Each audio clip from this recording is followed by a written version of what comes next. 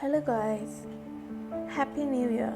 So for this New Year, I guess I decided to do a mind map video, and this is my first one, so please don't expect too much.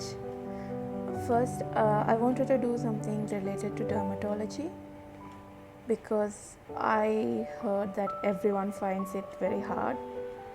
Actually, it's extremely hard, and I tried to do this and it took me like 3 days.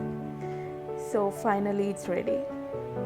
So first I wanted to do about fungal infections because we're studying that right now. So let's start. So in fungal infections, they can be either superficial, deep or systemic. Types of superficial fungal infections. So it's dermatophytes, candida and pityriasis. And that is what we are going to concentrate on today, and in that specifically today I'm going to do dermatophytes. So let's go. First of all, I'm sorry for this angle. I do not own a tripod. So first we'll talk about dermatophyte infections, and I have collected everything that is important only, not extra, just for MBBS level, I guess.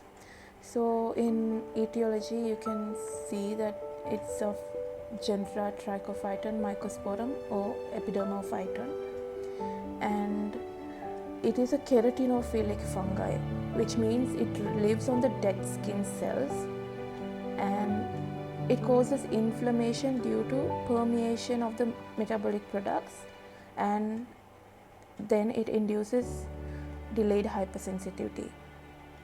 And one thing I wanted to mention is that it can be either zoophilic, geophilic or anthropophilic.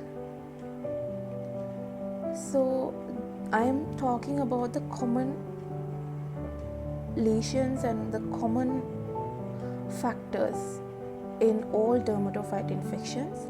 So etiology, as we have already seen, and in lesions, clinical factors or clinical features, they are usually annular or arcuate, which spread centrifugally, and the margins are active and show papulovascularization, pustulation and scaling. The center is relatively clear because there is healing in the center, though in chronic lesions there may be nodules, hyperpigmentation, and there is an important term called lichenification. The features may be modified depending on the type and the site of the lesion, and I already told it can be different in anthropophilic, zoophilic and geophilic. Basically, anthropophilic is transmitted from human to human, meaning they can cause epidemics, and zoophilic is from animals to humans, and they are the most inflammatory variety, and geophilic is transferred from the environment to the humans. So for diagnosis, usually most of the dermatology diagnosis is by clinical examination.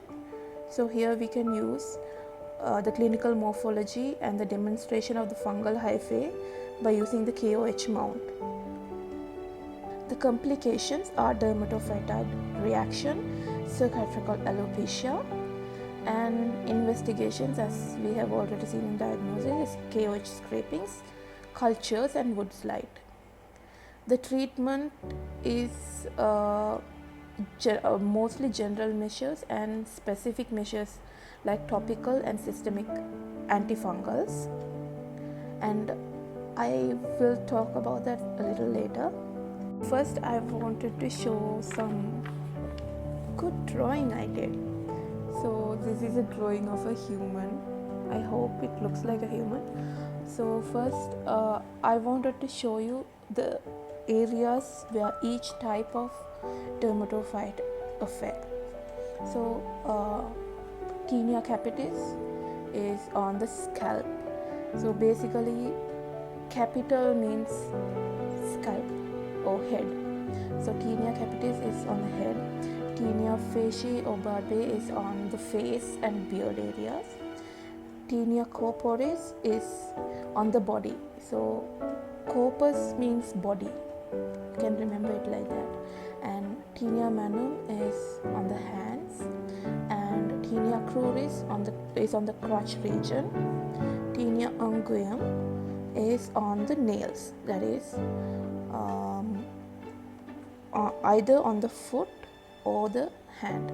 And tinea pedis is leg or foot, so tinea pedis is on the leg or the foot. So I wanted to summarize some of the main features of each of the six of the types of dermatophytes we discussed. The first one is tinea capitis. As we saw, tinea capitis occurs on the scalp region, and it is most commonly in children, and the sex predominance is not there, so it differs in various conditions. And if you get a case of tinea capitis, it is always in children, almost always in children. And the incidence, it is the commonest fungal infection in children. So in morphology, it is a discoid patch of partial alopecia, which when we pluck the hair comes out without any pain.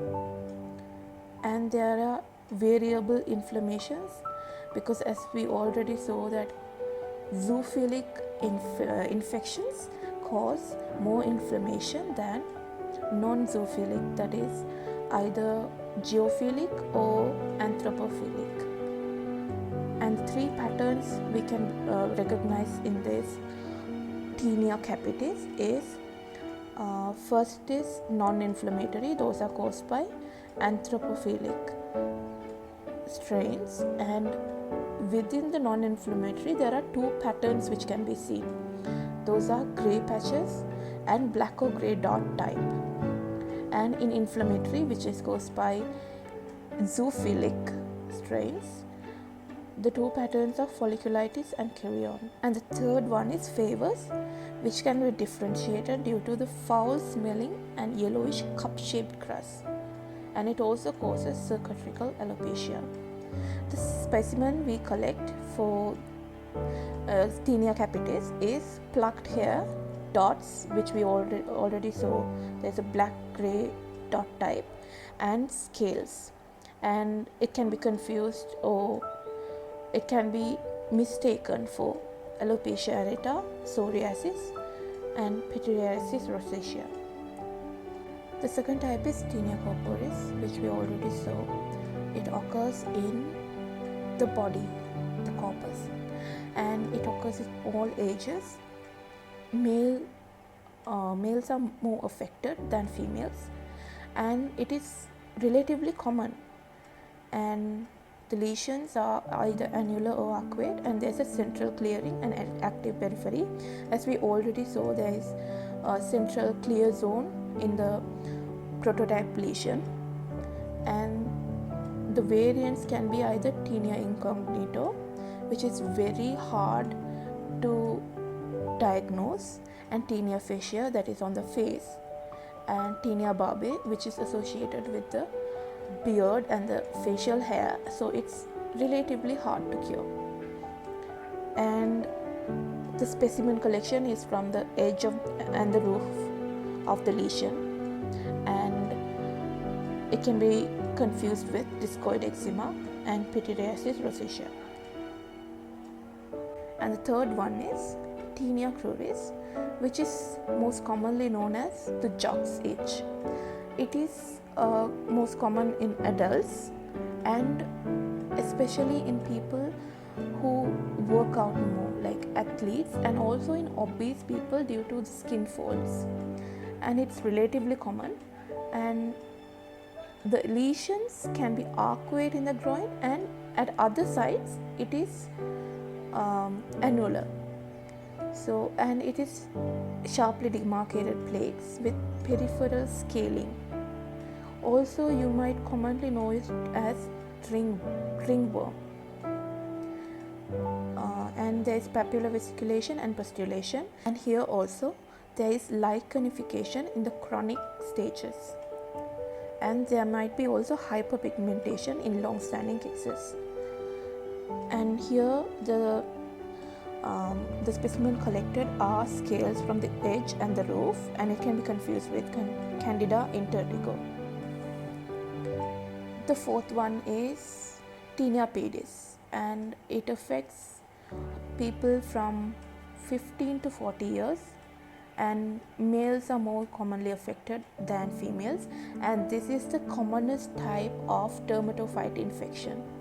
There are three types: interdigital, that is between the fingers or between the toes, and vesicular and hyperkeratotic. It is diagnosed by skin scraping.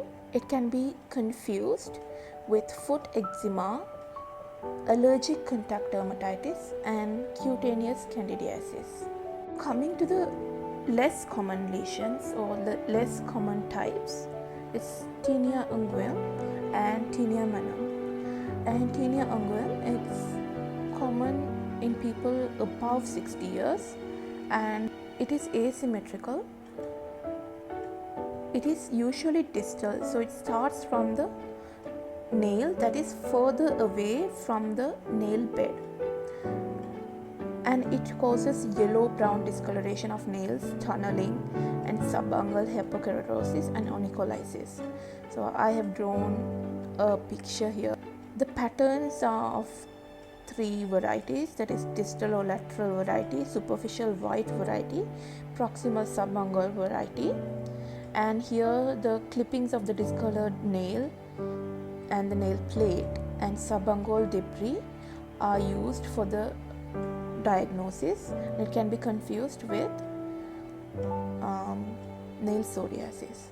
And the least common one is Tinea manum, which occurs mostly in men than in females. It is unilateral and well-defined plaques or diffuse erythema with accumulation of fine scales in the creases. As we already know, Tinea manum occurs in the hand or also in the palmar surface of the hand, where the fine scales can be collected in the creases. So that is all that I have for the main features of the dermatophytes. And I have a small secret which I was taught by lecturer. So we don't have to think too much about the therapy for any fungal infection, especially dermatophyte infections. It can be either local, where we apply creams, in layman term is topical miconazole, clotomazole, and ketoconazole, and also terbinafine. We can say it's for 4 weeks, and orally we can give terbinafine 250 milligram per day for 2 to 6 weeks. Depends on the severity. And crisofulvin 10 milligram per kg per day. We can give it for 4 to 8 weeks, and it differs according to the type of infection and the severity, but basically this is it. So I hope you guys enjoyed, or rather I say got something from this, and please let me know if I need to do something else or to reduce something from this, so I can make my next one. That will be probably on Candida. Thank you. Have a great day.